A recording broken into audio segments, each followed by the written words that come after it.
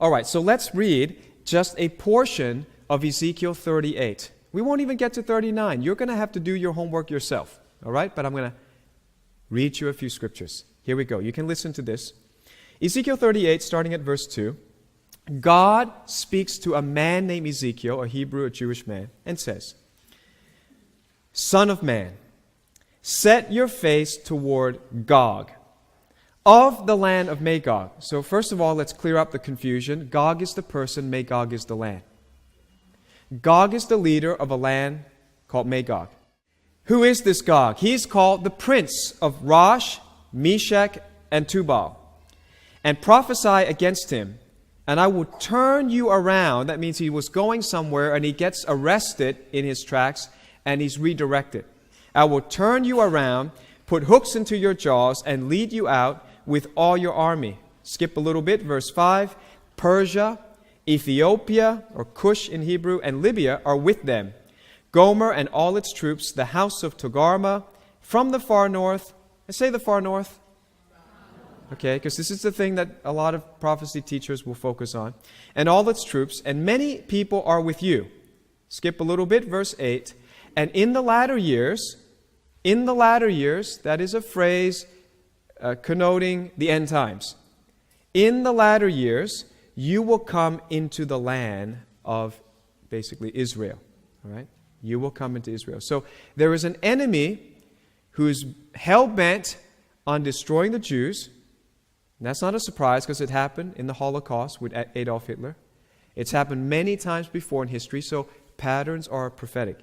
I'm going to just keep drumming this, Ecclesiastes chapter 1, verse 9. Because once you get this, it answers many questions and many foolish theories of men.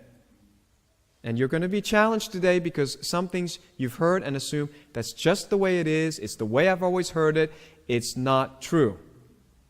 If Ecclesiastes 1 verse 9 is true. They both can't be true.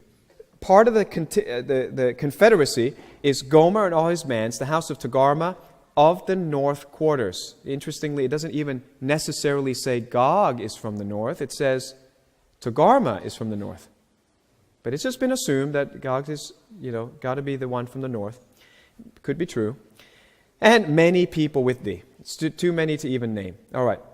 So there's this cute saying that prophecy teachers like to say. If you draw a straight line from Jerusalem up north, it will cross downtown Moscow. The fact is, if you pull out a map and draw a bent line, yeah, you could get to Moscow. But it's certainly not a straight line at all to Moscow. Not only that, you do realize that all maps are distorted because maps are 2D and we live on a 3D sphere. The earth is curved. And so even a straight line pointing north on a flat map brings us to a different place. And then if we, so there's a straight line, all right? Guess where it brings us to? Crimea.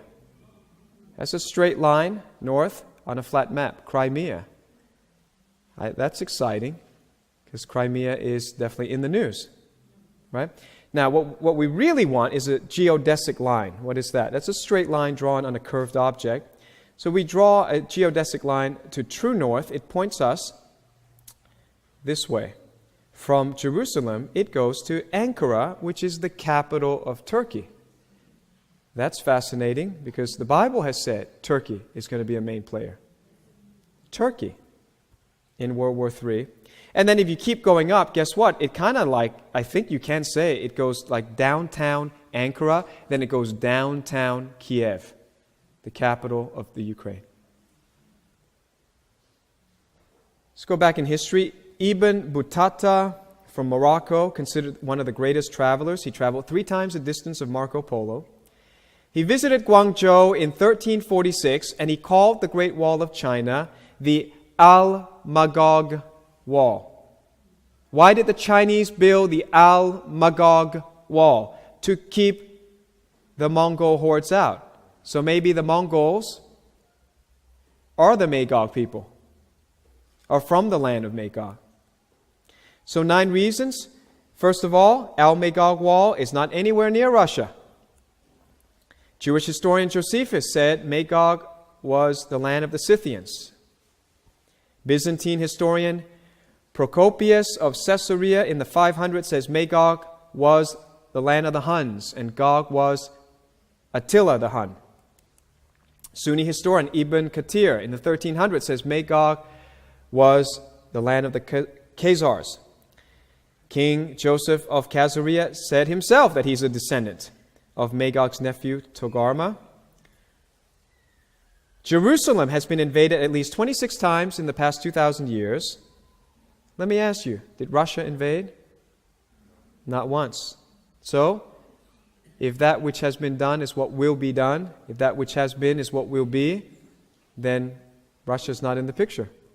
So who has invaded 26 times in the past 2,000 years? Every time from a Muslim country. Israel has been attacked at least 9 times in modern history, never once. Never once by Russia. And every single time by Muslim haters of the Jews. I'm not really sure what the contention really is about, because if you look at it point after point, it's pretty clear it's not Russia. Central Asia and the Caucasus are majority Muslim, and they are currently hostile to both Russia and Israel. So if anything, Russia is just as ticked off by these guys' violence as Israel would be. So give the Russians a chance, maybe pray for revival. And reason number 9, Psalm 120, verse 5 and 6. Woe is me that I dwell in Meshech, one of the players in World War III, that I dwell in the tents of Kedar. My soul has dwelt too long with one who hates peace. I am for peace, but when I speak, they are for war. You're going to find that in life, you want peace, but some people, they just want war. You give them up to God. Let God deal with them. But anyway, coming back to end-time prophecy, Meshech is, in Jewish history, they actually have a family tree. This is actually a real person. He's the son of Japheth, which is the son of Noah. And that's probably Turkey. Kedar is the son of Ishmael, so clearly that's either Egypt or Arabia. So Meshech cannot be Moscow, even though Americans say Meshech, Moscow, Meshech, Moscow. You cannot do that. You cannot do that to languages.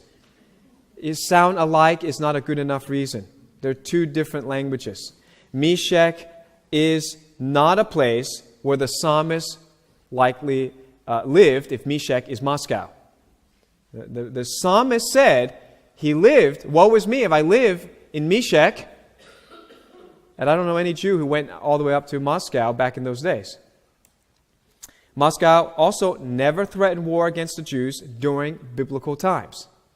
So he's saying Meshech is so violent, so hell-bent on war, even when we want a peace treaty with them, they still want to fight us. Well, that's not Russia. You go back in history 3,000 years ago when the Psalms were written, there's no evidence of a war with Russia. So I've given you 9 reasons. All right, so now your question might be, well, if Magog are all these Central Asian countries that we don't really pay attention to, in Australia and America, all these stand countries, they're just little tiny countries, they don't seem to be in the picture. So how can Magog be involved in this end of days terrorist acts?